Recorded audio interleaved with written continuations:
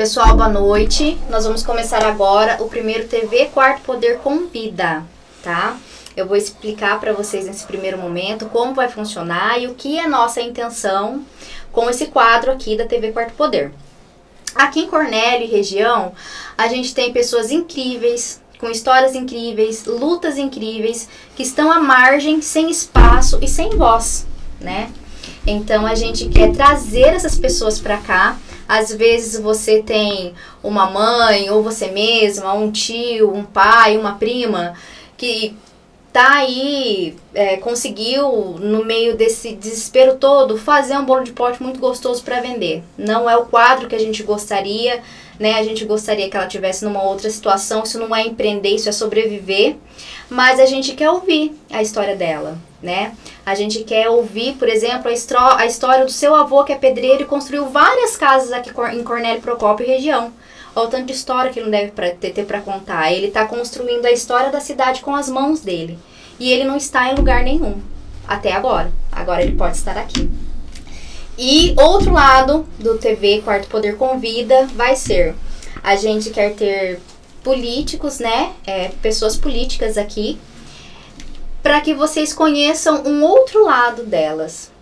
Hoje a gente está aqui com o deputado estadual pelo Partido dos Trabalhadores, Tadeu Venere, que já é conhecido aqui de Cornélio, Procópio região, mas a gente quer que ele seja ainda mais conhecido, que a história dele seja ainda mais divulgada. E a gente quer saber, nós convidamos o Tadeu para vir aqui nessa estreia, para ele contar para Cornélio Procópio região a história dele e o que ele pode fazer por você que está aqui assistindo, que talvez ainda não conheça, né? Eu até acredito que conheça sim, porque ele tem uma história aí muito bacana na Alep, faz jus ao mandato que tem, veio crescendo eleição a eleição, a votação dele foi aumentando. Então, para nós, aqui da TV Quarto Poder, é uma honra muito grande receber o deputado Tadeu Venere. Boa noite, deputado. Boa noite. Boa noite a você, boa noite a todos que nos veem, nos ouvem, Luiz Carlos, Vair.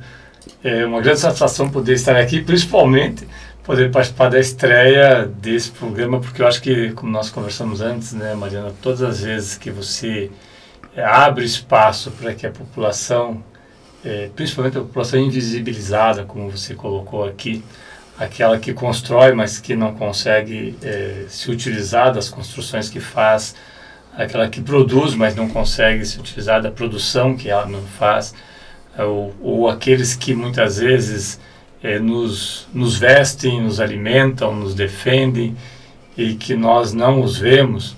Eu acho que é muito bom quando a gente dá vez e dá voz a essas pessoas.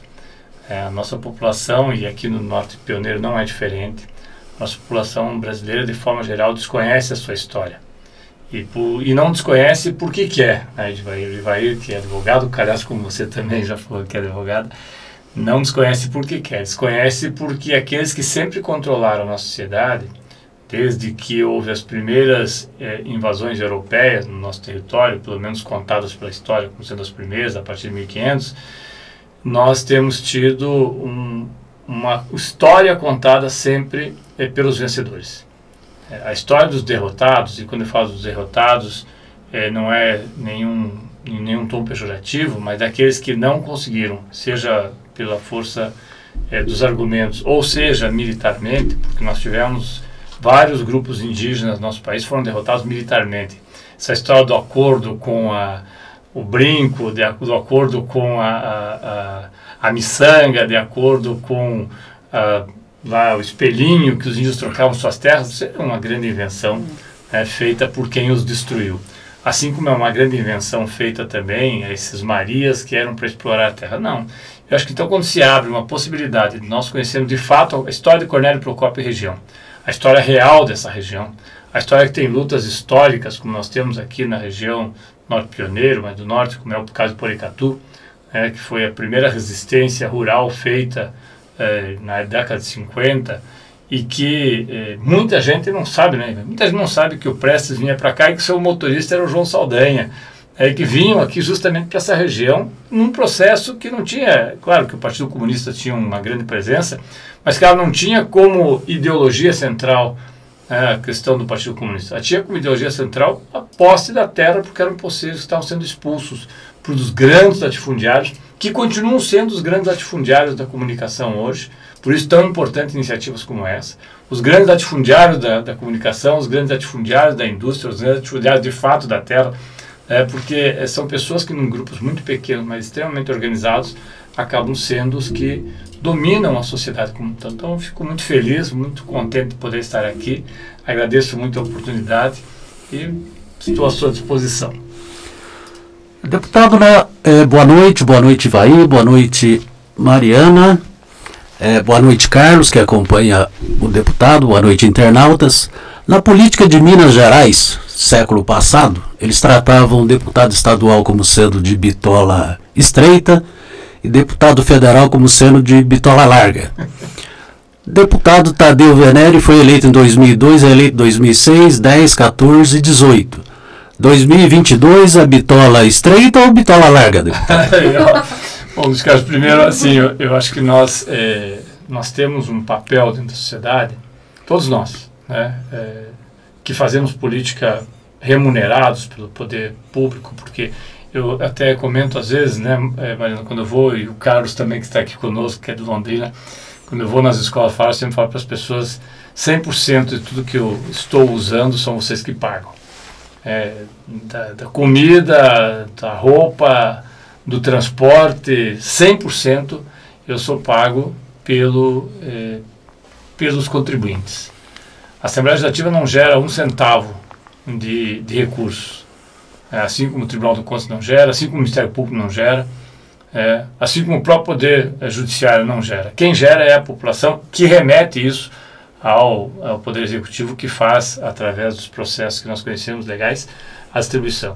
Então eu tenho a impressão que o vereador do menor município do Brasil, é o presidente da República, que fazem política do ponto de vista de representação, ainda que esse termo esteja extremamente desgastado, muitas vezes por responsabilidade inclusive de quem o faz, mas do menor município ao presidente da República, que é o mandatário maior do país, todos têm uma importância muito similar a seu tempo e dentro do seu espaço. Eu considero muito isso porque eu vejo muitas vezes uma pessoa que está no município, como aliás nós já tivemos exemplo da Marina quando era vereadora no Acre, Chapuri. Eu morei no Acre um tempo, e a Marina em Chapuri, no Acre, conseguia fazer uma representação nacional, mesmo estando num município muito pequeno, desconhecido para a maioria da população, extremamente importante. Foi assim com ela e o Chico Mendes, tem sido assim em algumas cidades no interior do Amazonas, tem sido assim no interior do Paraná, em alguns municípios muito pequenos, mas nós temos, claro, uma diferenciação do ponto de vista de estrutura e de trabalho entre o Congresso Nacional, as Assembleias e as Câmaras. E há um debate feito dentro do nosso mandato, que já vem de algum tempo, que nós fechamos um ciclo no ano que vem. Eu encerro o 5º mandato. Eu até brinquei com as pessoas que devo ir para casa plantar cebolinha, né, e fazer alguma coisa em casa, ou se houver um entendimento, talvez a gente coloque, acho que é esse o entendimento que nós temos hoje, né, o nome para que a gente tenha uma pré-candidatura a deputado federal. Eu acho que esse é um caminho. Eu não gosto dessa história quando dizem carreira política. Acho que não tem que ter carreira política, a gente tem que ter um momento que você pode ser útil na política. Tanto Luiz, me permita só me estender, mas fazer uma consideração, que quando nós tivemos, eu acho que o Ivaí sabe bem dessa história, o Carlos também, Mariana, quando nós tivemos um debate, eu lembro muito bem o dia 17 de dezembro de 2016, 2h30 da manhã, uma votação muito extensa. O presidente da Assembleia Legislativa era o deputado, que aliás aqui da região, o deputado Ernesto Brandão. Foi colocado em votação um projeto para que os deputados voltassem a ter, porque eles tinham até 1988, depois de 91 acabou, voltassem a ter aposentadoria. Eu fui o único voto contrário, dos 52 votos, 53 votos, aliás, eu fui o único voto, foi um voto a favor, contrário, e 52 votos ou a favor ou abstenções. E aí me criticaram muito por ser contra a aposentadoria dos deputados. E com isso eu consegui, junto ao OAB, que nós fôssemos para o STF. No STF nós conseguimos eliminar e suspendemos. Por isso que não tem aposentadoria para deputado no estado do Paraná. Os deputados não são aposentados no Paraná porque nós derrubamos. Eu fico muito contente de falar isso, porque eu acho que esse era o meu papel. Aí me falaram, mas você é aposentado do Banco do Brasil, colega de Ivaí, porque esse termo colega eu usava muito no Banco do Brasil, uma coisa que nos incomodava pra caramba, mas usava muito esse colegas, né, que na verdade não são bem assim. Eu não sou aposentado do Banco do Brasil, eu sou aposentado pelo INSS. E eu acho que esse é o meu princípio, eu não posso ter aquilo que a maioria da população não tem. Então, para mim, é muito assim, caro esse princípio de nós tentarmos construir dentro da política aquilo que nós gostaríamos que as pessoas construíssem se nós não estivéssemos lá. E é por isso que agora há todo um debate, espero que esse debate, se ele evolua no sentido de sair pré-candidato a deputado federal, é o que nós vamos fazer a partir do ano que vem. Bacana. Boa noite, deputado. Boa noite, Amâncio. Boa noite, Mariana. A gente costuma aprender em direito que colega é os trabalhadores que da mesma categoria. É por isso que... É que no banco o colega era uma coisa muito estranha, né? Eu entrei no banco em 75, cara, e esse colega em 75 era de lascar. Complicado. Igual o Amâncio não acredita, mas eu fui marinheiro. Eu falo para eu fui marinheiro, como é que você pode ser desse jeito se você foi militar, né? Mas é uma grande satisfação estar aqui, Mariana, com esse projeto, participando, né? Apesar de a gente ter toda uma carga horária fora, né? Mas a iniciativa é a gente desmistificar muitas coisas acerca da política, acerca do poder, né? E da economia também. A gente acho que vai falar um pouco da economia, que é um tema muito caro para a população. Mas, Tadeu, eu já te conheço falando para nós bancários, né? Todos os congressos nossos, você sempre participou. Todos encrencas, né? As buchas, você sempre esteve contribuindo conosco. Mas, assim, você estando lá em Brasília, Tadeu, porque eu tenho certeza que você tem que ir para Brasília agora, né? Tem que ajudar a melhorar, a sair. Quando a luta sai do cenário da conjuntura, de um cenário ruim e vai para lá, o poder aumenta. Então, você, com suas características, sua atuação, é imprescindível estar em Brasília, né? Você lembra que nós lutamos contra o projeto de lei 4330. Lá a gente tomou borrachada, tomamos lá gás de pimenta e acabou passando, né? Modificar e acabou passando. Então, a gente tem que ter pessoas lá para que esses projetos contra os trabalhadores não passem realmente, porque prejudica a vida das pessoas. O objetivo, eu acho que vai ser, como a Mariana falou, trazer a questão humana, né? Desmitificar e criar um imaginário da solidariedade, né? As pessoas que está faltando muito, né? Eu sempre costumo dizer que o político, eu aprendi isso na minha campanha, que o político que o eleitor é muito egoísta, ele quer que você resolva o problema do buraco da rua dele, mas a gente tem que começar a dizer que o mundo tem que ser mais solidário, né? E trazer, enfim, as pautas mais caras da sociedade. Mas eu quero, enfim, dando certo você ir a Brasília, que provavelmente a gente vai desempenhar forças para poder pessoas como você estarem lá para nos representar. E estando lá em Brasília, como é que vai ser a sua pauta no campo dos direitos humanos? Eu queria só pedir licença e fazer uma consideração que eu considero, assim, para mim, pelo menos, parece tão objetiva, mas como se falou, às vezes no campo do direito se leva 300, 400 anos para chegar a algumas conclusões objetivas. Eu não sou advogado, eu tenho filhos que são advogados, eu falo sempre para o Carlos e falar com a Mariana, quando meu menino, né, que é advogado, minha menina que mora aqui em Maringá, advogada, e agora meu neto que vai fazer direito, e minha filha que é a outra filha das outras duas, né, que também fazia direito, tinha uma no primeiro, uma no segundo e no terceiro ano. Eu fazia uma pergunta e eu tinha 3 respostas diferentes, porque é justamente essa a riqueza, né, do direito e do debate. Então, eu depois de tanto tempo que eu vim para o movimento sindical, na década de 70 ainda, como eu brinco com as pessoas, eu sou jacaré vacinado já com 2 doses desde julho. Então, na década de 70 nós tínhamos uma dificuldade imensa, não só de fazermos o debate da política sindical, coisas, Mariana, que, né, no período que você, claro que não tinha nascido, nem vai ir, mas que nós tínhamos uma dificuldade imensa de fazer debate sindical, porque é tão absurdo a gente falar, quando nós falamos de direitos humanos hoje, nós, claro que precisamos avançar muito na pauta da solidariedade, porque, para mim, ela é um dos princípios basilares, né, quando você fala em direitos, mas nós precisamos resgatar a nossa história e aquilo que aconteceu para que não aconteça mais. Eu vejo muita gente fascista sem saber que é fascista. Muita gente falando em golpe militar sem saber o que significa o golpe militar. Eu sempre lembro que o Carvalho Pinto foi um dos maiores entusiastas do golpe e foi punido pelo golpe. Talvez a pessoa que mais tentou derrubar primeiro e conseguiu, o Getúlio Vargas, em 1953, porque ele dizia que se Getúlio não poderia concorrer. Se Getúlio concorresse, Getúlio não poderia ganhar. Se Getúlio ganhasse, Getúlio não poderia governar. E se Getúlio governasse, nós teríamos que derrubá-lo. É o discurso que o Aécio fez recentemente, mas como dos Marx, né? Não o Marx, mas na sequência do que o Engels fala, que a primeira vez a história acontece como tragédia, a segunda como farsa, o Aécio acabou sendo a farsa do que era o Carl Friedrich, né, ou Carlos Frederico de Lacerda, que tinha um tio e um pai comunista, por isso o Carl, né?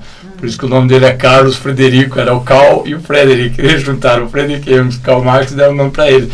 E ele foi do Partido Comunista um breve tempo.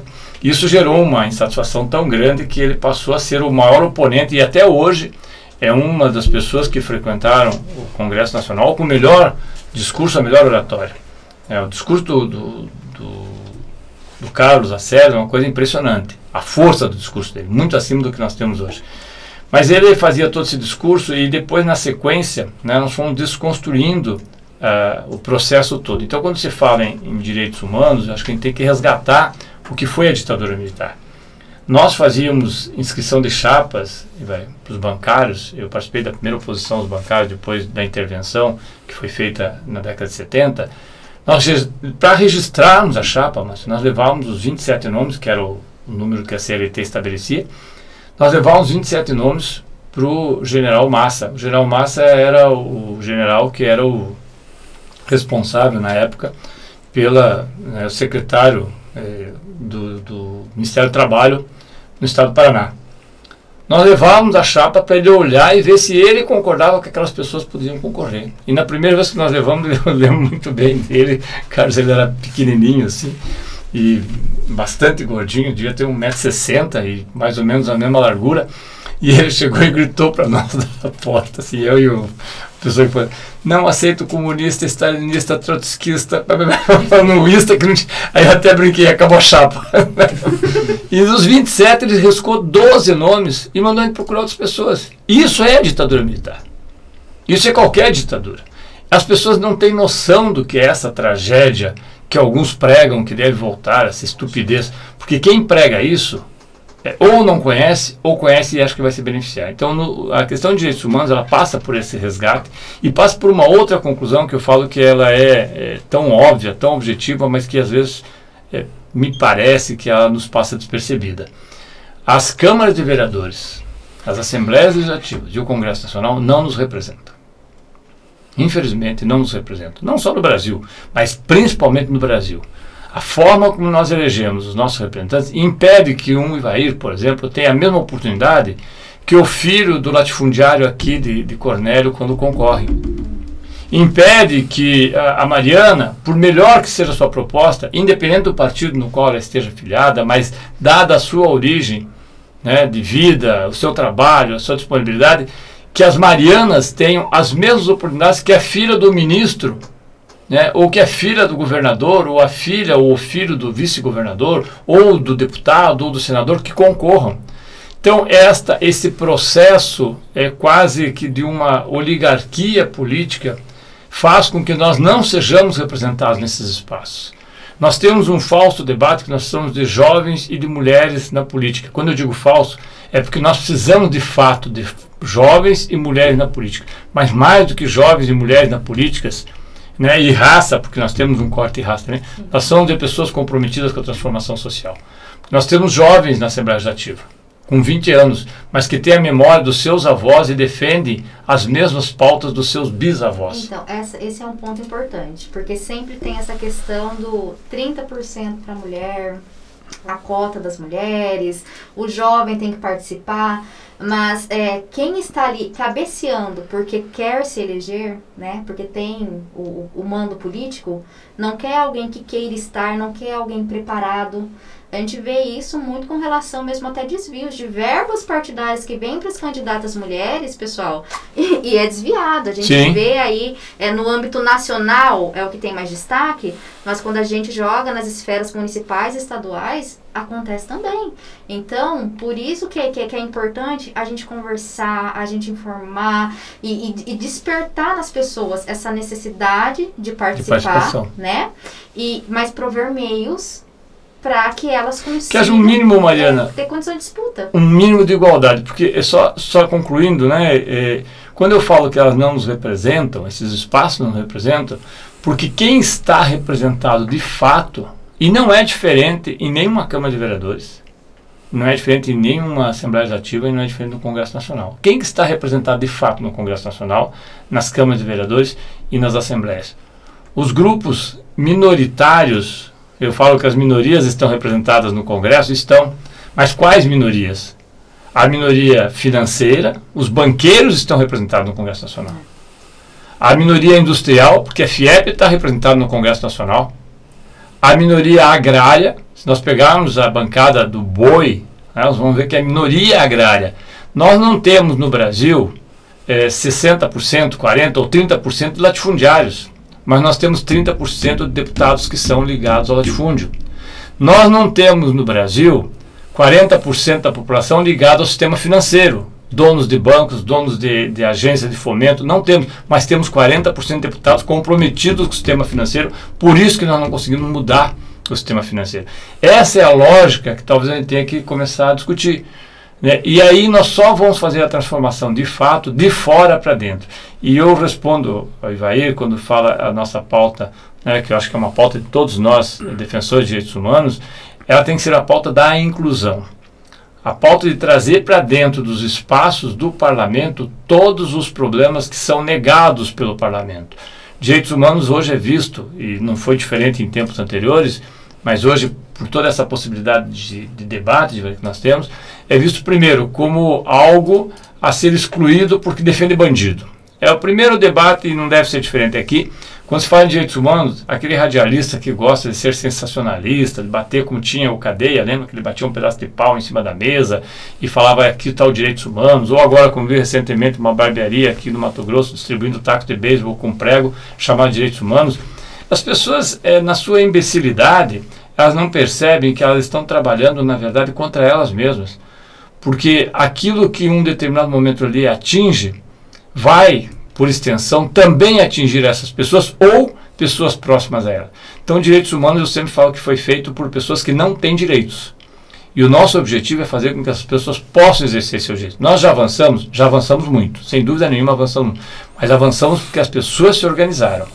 Nenhum governante, nenhum deputado, nenhum prefeito, nenhum vereador, ninguém, nenhum presidente faz as coisas porque simplesmente, claro que há propósitos diferentes, né, há programas diferentes, há perspectivas diferentes a partir de propósitos que precisam ser estabelecidos. Mas ninguém faz isso gratuitamente, faz porque há uma pressão de baixo para cima. Quando o Frei Beto diz que político é que nem feijão na panela, eu acho que ele está corretíssimo. Frei Beto diz que político é que nem feijão na panela, só funciona na pressão. E é verdade, os direitos humanos é algo que só avança na pressão. Porque nos outros grupos, qualquer outro grupo, mesmo os grupos que são muito intensos no seu trabalho, como é o caso do meio ambiente hoje, né, tão necessário, ele está vinculado indiretamente a direitos humanos, porque o primeiro direito humano tem o direito à vida e à liberdade. Deputado, nós temos acompanhado, já mudando a pauta para a economia, o presidente Bolsonaro acusando governadores de responsáveis pelo desemprego e pela inflação. E aí vários governadores do país reagem, dizendo que eles não têm culpa nenhuma. O caso do governador do Paraná é uma exceção.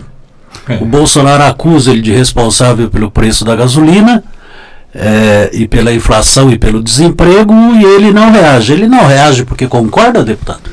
Não reage porque é conveniente.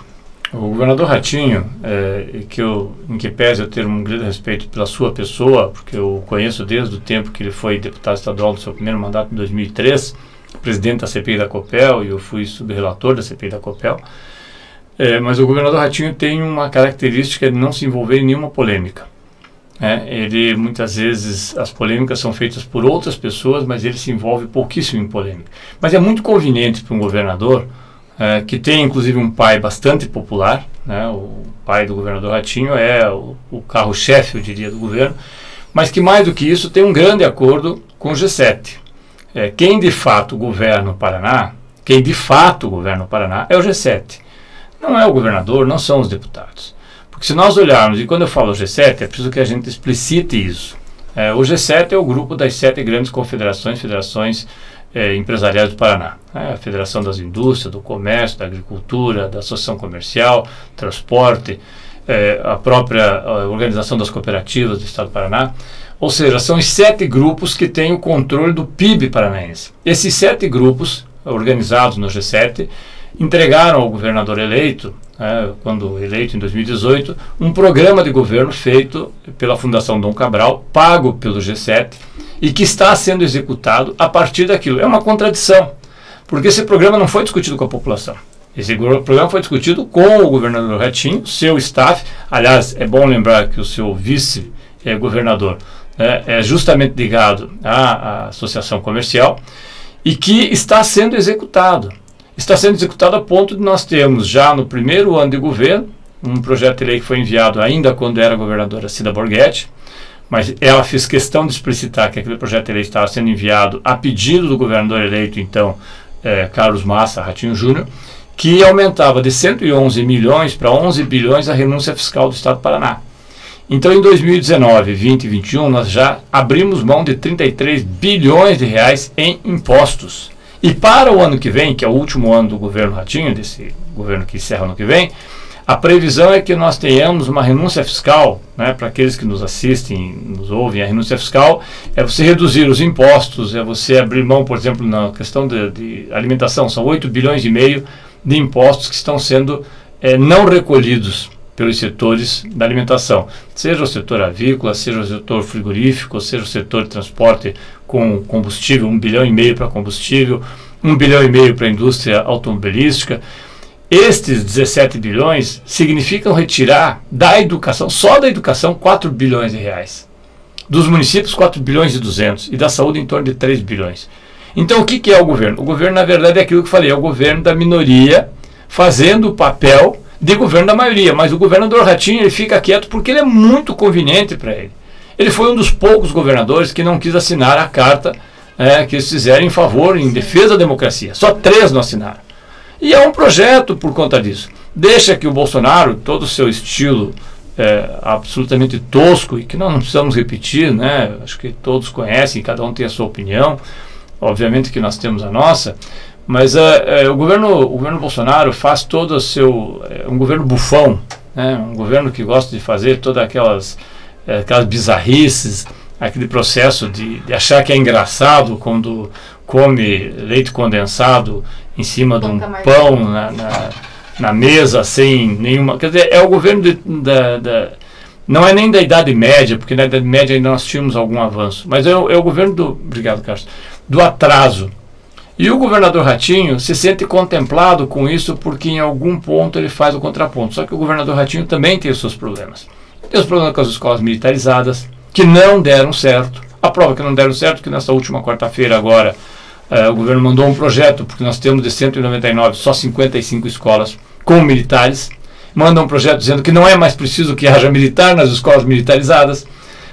Não está dando certo com uma série de situações que são contraditórias, como a venda da Compagás, que está para ser acontecida agora, como foi a venda da Copel Telecom. Há uma série de situações do governo Ratinho que são contraditórias, e o governo Ratinho prefere não entrar em nenhuma bola dividida. Nenhuma.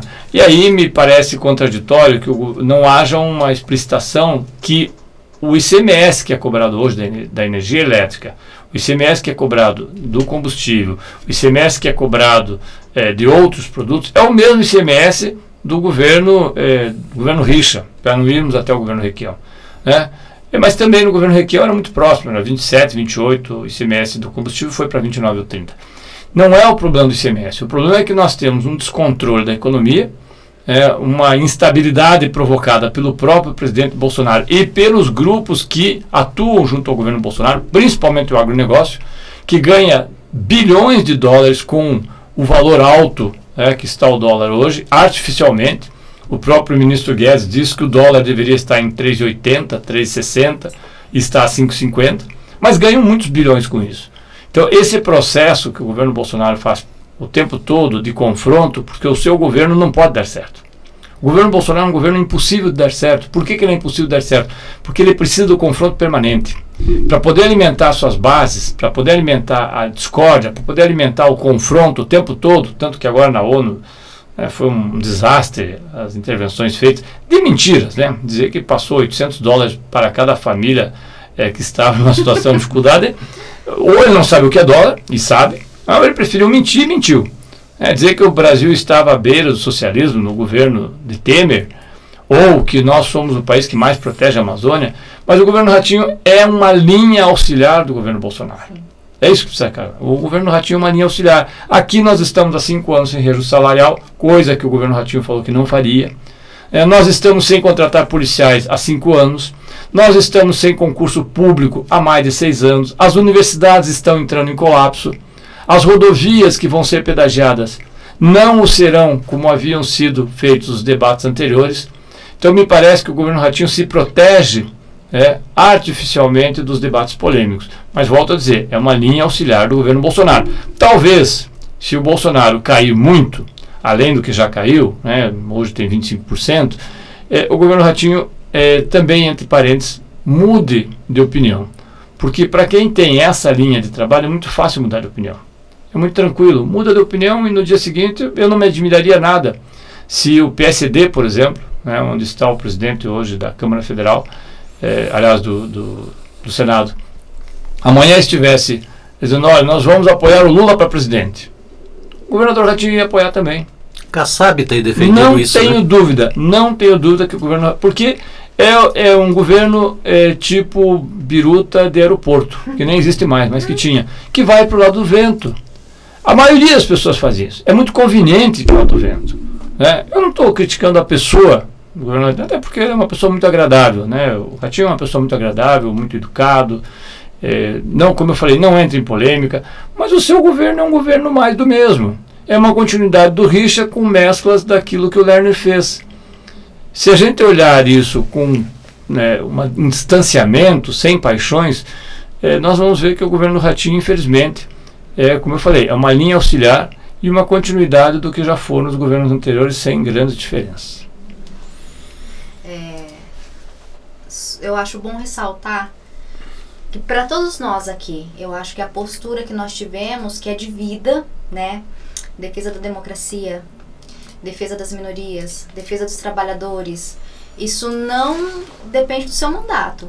Não. Isso é o que você é na vida e na sua luta política isso está posto, não é? E custou, eu acredito que em 2018 foi a última eleição. Sim. Isso, 2018. Quando estava em fervorosa, país polarizado, naquela situação toda doida e tal, você conseguiu se reeleger. A realidade de 2018 para que a gente vai ter, eu acho que é politicamente diferente também, você com a intenção de se colocar, quem sabe aí, candidato a deputado federal. E para nós aqui no município, custou em 2018 e já é uma realidade nova também. Então, 2018, a gente aqui é região norte do estado do Paraná, conservadora, com uma direita mais forte, e a gente se opor a isso custou pra gente até. Sim. Assim, era na alma que doía, sabe? Pancada de tudo que é lado, e a gente não arredou o pé. Eu lembrei especificamente do caso do meu pai, que à época estava vereador. Ele falou, Mariana, era fevereiro de 2018, Mariana, se a gente continuar nessa toada, vai custar, vai custar. Conhece bem. A gente não vai parar, Falei, não, a gente não vai parar. E pode complementar. Me cobram alguns amigos até hoje, não votamos em você por conta da tua postura vinculado à esquerda, e eu tenho dito para eles que eu não negocio princípios. Ótimo. Não troco voto por média com fascista, né? Então compromisso a gente negocia, princípio não. Então essa é uma situação bem clara para a gente, muito feliz aqui, só complementando, já voltando para a parte política, a pesquisa do IPEP ontem, né? A pesquisa ela mostra mais um retrato do momento, mas essa possibilidade de vitória do Lula no primeiro turno, apontada de novo na pesquisa de ontem, ela é um alento para nós, defensores, no meu caso, da Mariana, do Ivaí, defensores do Lula mesmo, e a gente expõe isso publicamente. É um alento, porque nós tínhamos a expectativa que esse terror ia demorar muito tempo para passar, e, ao que parece, vai ter um período bem mais curto do que eles imaginavam. Tomara, mas eu digo tomara porque às vezes a gente fala assim que você, depois de alguns costados, você também fica com o couro mais grosso, mas fica mais cuidadoso. Eu creio que o setor que se organizou na extrema-direita do Brasil, alguns ligados a questões religiosas, né, como é a extrema-direita católica, a extrema-direita evangélica, para pegarmos dois casos, a extrema-direita neopentecostal, que utiliza os seus, inclusive, utiliza a pessoa que crê na sua religião, né, de uma forma absolutamente contraditória com aquilo que prega, porque fala uma coisa na igreja, mas pratica outra, né? Então, esta direita religiosa, no caso nosso aqui, ela teve uma organização a partir da vinda de um espanhol para cá, que ele veio fazer, ele organizou a direita católica na Espanha e veio fazer o mesmo no Brasil a partir de 2013. Organizou a direita no Brasil, católica. Os grupos ligados a Steve Bannon, né, na Europa, que fizeram o Brexit e depois a eleição do Trump, organizaram a direita empresarial, organizaram outros setores da direita. Os grupos que organizaram, que esse processo da extrema-direita é um processo que vem crescendo há 20 anos. Ele vem passo a passo crescendo. Organizaram em outros países, inclusive países do norte da África, né, a história da Primavera Árabe, toda a situação da Ucrânia, depois a tentativa na América Central, tentar impedir Kirchner na Argentina. Ou seja, esse processo não é um processo que seja feito ao acaso e sem que haja uma perspectiva. Eu acredito que o capitalismo passa por um profundo processo de uma crise, e essa crise vai ser resolvida, se for resolvida, a partir da maxi exploração do trabalho que já está acontecendo. As reformas trabalhistas no Brasil são um processo tardio de reformas que já aconteceram na Europa, né? Só nós vemos o que é hora zero na Inglaterra, onde isso fica disponível para algumas empresas durante a semana inteira, e se houver trabalho, né, você recebe pelaquela hora trabalhada, mas você não pode ter vinculação com outra empresa. É uma coisa meio maluca. A uberização do mundo do trabalho, ela desconstruiu o chão de fábrica. A uberização do mundo do trabalho, ela desconstruiu as relações de solidariedade, inclusive, e vai estar aqui, talvez possa confirmar ou não isso que eu estou falando, se não for exatamente aquilo que nós entendemos. O Banco do Brasil, por exemplo, sempre teve um histórico, mais do que outros, né? O Banco do Brasil teve um histórico, a Petrobras, de uma relação muito forte com o campo da esquerda. Até porque o Partido Comunista, na década de 40, 50, tinha laços muito fortes dentro do Banco do Brasil. Boa parte dos nossos companheiros do Banco do Brasil votaram, primeiro votaram já no Richa, há um tempo atrás. Depois votaram muitos no Bolsonaro e votaram muitos no Ratinho. E por que isso? Eu não estou aqui criando culpa para ninguém, absolutamente, cada um é responsável pelo que faz. Mas isso porque esse processo de desconstrução do mundo do trabalho nos desintegrou enquanto uma força quase que hegemônica. E a direita hoje cresceu, a direita agrária, que é talvez a direita mais extrema que nós temos, porque ela está muito próxima daquilo que é a direita agrária colombiana, com grupos paramilitares.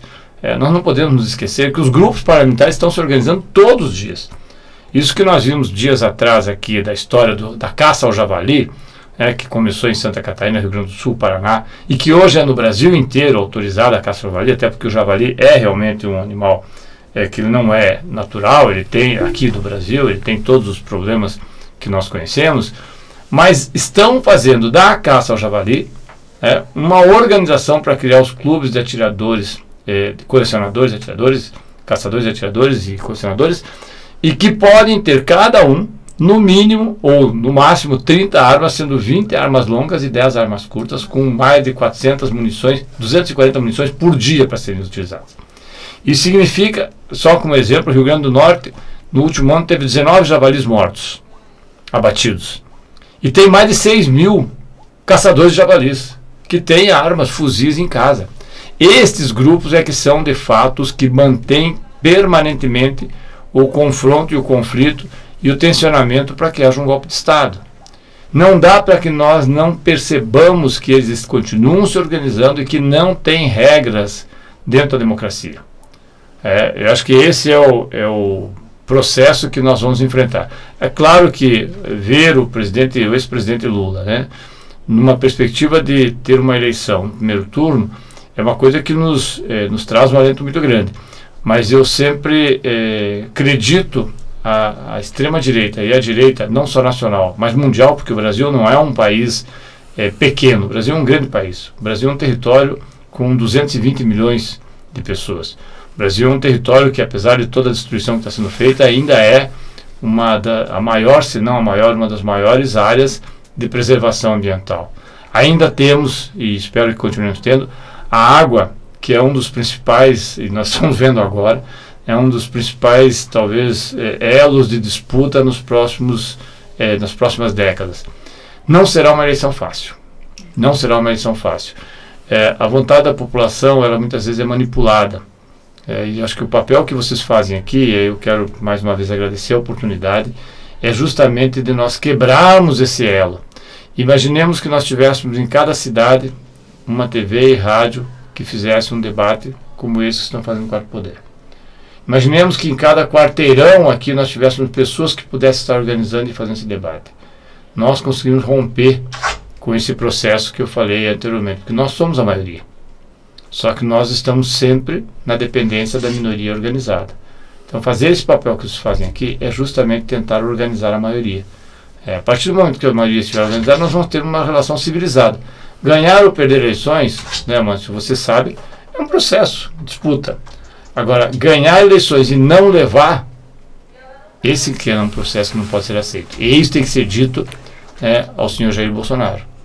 Nós vamos fazer todo o empenho, primeiro, para que as eleições sejam eleições legítimas, lícitas e que sejam respeitadas. E acho que é isso que nós temos que dizer a ele e àqueles que o apoiam. Sim.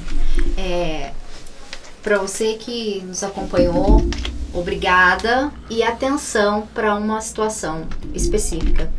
Não temos na região de Cornélio, norte do Paraná, um deputado federal que nos represente. Os deputados federais saídos do Paraná que nós temos, todas as vezes que tiveram que votar medidas que nos defendessem, não votaram. Votaram contra os direitos dos trabalhadores, medidas previdenciárias que eram necessárias e urgentes, eles se opuseram. Votaram contra o que a lei determina, votaram medidas inconstitucionais. Quando nós precisamos, nós não tivemos esse socorro. E o que está acontecendo agora? Agora dói. Eu acho que assim como no prato de todo mundo aqui, tá escasso, não é? Tá doendo no bolso, a gente vai no mercado, tá cada dia mais difícil a gente conseguir viver, a gente conseguir comprar, a gente tá nessa situação pandêmica, onde a gente precisa, óbvio, precisamos estar vacinados e além disso ter uma boa imunidade, mas para isso a gente precisa o quê? A gente precisa de se alimentar com qualidade, a gente precisa consumir fruta, verdura, legume e não estamos conseguindo. E o que um deputado federal faz? Ele legisla, né? Ele que tá lá para brigar para que a gente consiga garantir o acesso a isso tudo que não está tendo por nós. Então eu convido vocês a acompanharem, irem até a página e o site do deputado Tadeu Venere, enquanto deputado estadual no Paraná. é assim, ele já nos representa nessa luta. Então imagina numa esfera federal o que ele vai poder fazer. Então é assim, se tá doendo no teu bolso, se tá faltando no teu prato, se o teu salário tá pouco, se você precisa de cuidado, um cuidado que não está acontecendo para você por parte de quem deveria acontecer, que são os nossos legisladores. Então, eu convido vocês a conhecerem. Abre a porta fazendo um favor. Não, aqui, ele ficou quietinho. A gente corta essa parte. Não tem problema. Marion! Marion! Vem aqui, cara. Marion! Pode deixar, que tá aqui comigo. Ele é capaz de morder, viu? Ele morde? De vez em quando ele dá uma estranhada. Né? Mas ele nunca me mordeu. Aí, tá bom. Ela é bonitinha. Eu convido vocês a conhecerem o Tadeu, que estando em Brasília, ele vai poder, tá? Vir nesse socorro que a gente está precisando. Então, como eu pus agora há pouco, 2018 era um quadro. A gente está em 2018 com outro totalmente diferente, que pode ser muito mais positivo, né? Pra gente confiar e quem já comprovou, né, que faz por nós, e pra gente também ter uma perspectiva diferente de que as coisas podem mudar, né? O Bolsonaro passa, 2018 ele não vai estar aí, mas infelizmente muita coisa que saiu aí que tava no buraco escondido, tá posto e vai ficar. E a gente precisa combater isso, fazendo o quê? Informando, defendendo a democracia e votando em quem pode nos representar bem. Então é isso, eu deixo o convite para vocês para conhecerem um pouquinho mais do Tadeu, que nós conseguimos um pouquinho dele aqui. E para encerrar, Tadeu, eu queria que você dissesse para nós, a gente que é mulher, depois de um dia de trabalho, quando chega em casa, o gosto é assim, tirar o sutiã e o sapato para poder desaloprar. Você, depois de um dia corrido aí, né, legislando, trabalhando pela gente, chega em casa, faz o quê? É seriado? É um livro? É o quê? O que você faz para dar uma... Eu acho que a gente tem... Tá bom. Eu acho que a gente tem uma relação que não... Eu não vejo diferença, sabe, Maria? Porque eu faço uma coisa que eu gosto muito. Muito mesmo. Eu tenho a felicidade de poder fazer coisas que eu gosto. Às vezes eu brinco, né, com as pessoas que eu faço coisas que eu gosto, falo das coisas que eu gosto, brigo com quem eu acho que tem que brigar, tento representar as pessoas que eu acho que posso representar e ainda me pagam para isso. Então, eu acho que é muito legal. E nós temos assim... as coisas acontecem muito naturalmente, né? Eu gosto muito, como você falou, eu gosto muito de ler as coisas, mas eu acho que a gente tem um processo de sequência. E uma possibilidade, ninguém sabe o que vai acontecer, não sei se serei candidato ou não, acho que é muito cedo para fazer isso, mas é claro que todas as pessoas têm essa possibilidade, Vair tem essa possibilidade, você, Mante, já foi vereador. Eu acho que é muito legal a gente ver, né? O Vair foi candidato agora. Nós precisamos muito de novas pessoas participando desse processo. O Ivair fez a melhor campanha que tinha, era dele. Além de um candidato bem preparado. Eu acho que esse é o negócio, sabe? A gente mostrar para a população que ela pode mudar a realidade. Ela pode mudar a realidade. Ela só tem que pensar o seguinte, o que ela quer com quem ela vai eleger. Independente para quem ela vote. Mas ela tem que saber o que ela quer com quem ela vai agir. Tem muita gente que votou em candidatos que fazem exatamente isso, mas se sente muito representado. E nós não estamos falando só daquela... Porque a maioria da população vota. 70% da população vota, né, dos que estão habilitados. E às vezes a gente não entende o raciocínio de alguém que vota em quem faz exatamente o contrário daquilo que seria o lógico, né, dentro das suas condições. Mas ela se sente identificada. Por isso eu penso que nós vamos ter um longo caminho pela frente e o nosso papel principal é garantir que nós possamos preservar a democracia. A democracia para nós ela não é um bem transitório, né? Ela é um valor definitivo. Deixa eu fazer só uma pergunta antes do Ivair encerrar. Eu faço, você encerra, vai. Encerra. Ficou uma curiosidade aqui com relação ao lazer, deputado. A Mariana abordou, fora da lida Antes eu ia diária. no jogo do Paraná, agora o Paraná está Série D. Mas era uma das perguntas, né? Atlético Curitiba ou Paraná. Que é uma tragédia, mas eu sou filho de ferroviário, por isso. Por isso Filho, neto de ferroviário, já nasci torcendo pro ferroviário. Que era fortíssimo, né? Riquíssimo, Acabou riquíssimo também. e acabou, né? Hoje não tem mais nada. Futebol, então, é uma alternativa de lazer. É uma das coisas. É tudo junto. Futebol, música, literatura, cinema. Música. Eu falo que tem 5 Cs na vida que a gente gosta muito. Que é cachorro, nós temos os nossos cachorros. Cachorro, cinema, o Chico Buarque, o café. Eu acho que essas coisas sempre estão muito próximas da gente ali e sempre nos acompanharam. Ia perguntar se era MPB, mas o gosto pelo Chico já esclareceu. Pode ir. Eu só quero encerrar. O Carlos está ali com a agenda, preocupado com a agenda do deputado. Mas parabéns, né? Uma boa noite a todo mundo que. Obrigada e vai por ter veio. intermediado aí pra gente. E curta a nossa página, né? O Quarto Isso. Poder. O Tadeu vai estar lá com as entrevistas, a gente vai compartilhar coisas do Tadeu, dos políticos, do nosso campo. E vamos estar lá, né, Marina? Curta, compartilhe, seja um seguidor da página do Quarto Poder e fortaleça para a gente aumentar o alcance dessa proposta daqui do Além de Bagi, do nosso pioneiro, que eu acho que somos os únicos, né, com esse projeto aqui, cabeçando, abrindo os caminhos, né, como está lá. Que sirva de exemplo para muitos outros. Abrindo os caminhos, porque a gente precisa muito bem. Obrigado, deputado, pela vinda vocês. aqui, por atender o Obrigado nosso pela pedido. oportunidade, ao Carlos que tá aqui, né? preocupado, É A gente ruim, vai quem seguindo cuida do lado da gente é difícil, porque eu falo pessoal pra chama caramba, mais né, cara? É que eu falei, são 5 Cs, eu falei 4, os quintos é chocolate. Chocolate. Por falar nisso, falou em chocolate. Chocolate, café, cinema, chique. Deputado, tá aqui, ó. Uma lembrancinha da Quarto Poder. Cara, esse aqui eu vou ter que passar pro Carlos, depois pra dividir com o Carlos. É chocolate e vinho. Olha aqui, ó. Eu não quis falar vinho, porque não vou falar com o Carlos. Mas nós tomamos muito vinho. Você consumiu os Muito produtos vinho. da nossa região. Obrigado. Isso. Nós tomamos muito vinho porque eu falei que a pandemia exige que a gente passe álcool nas mãos. E E por de alguma dentro, forma a gente tem que passar álcool por dentro. Então a gente toma muito vinho mesmo. Mas Lá em casa todo mundo bebe vinho. Todo mundo. Minha garrafinha eu gosto do branco, né?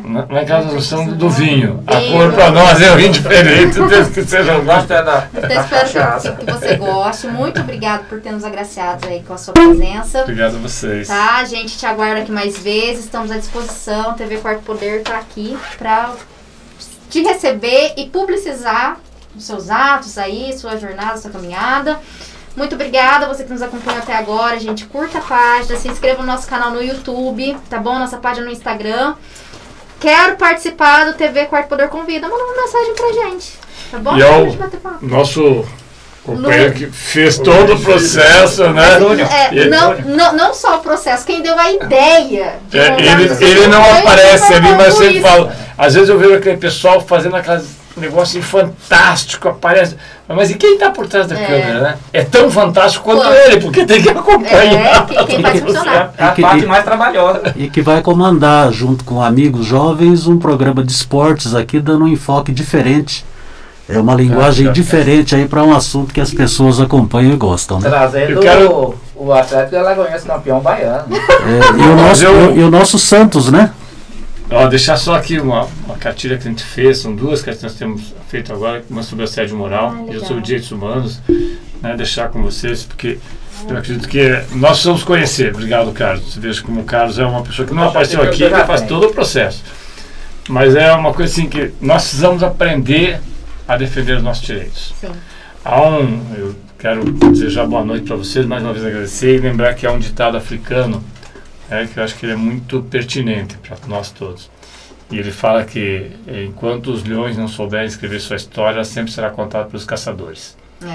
A gente tem tido assim um trabalho de tentar contar a história que não seja só dos caçadores. Foi por isso que a gente aprovou na Assembleia Legislativa um projeto que esse agora mês de outubro é o mês que nós, na última semana de outubro, nós temos a Semana do Contestado.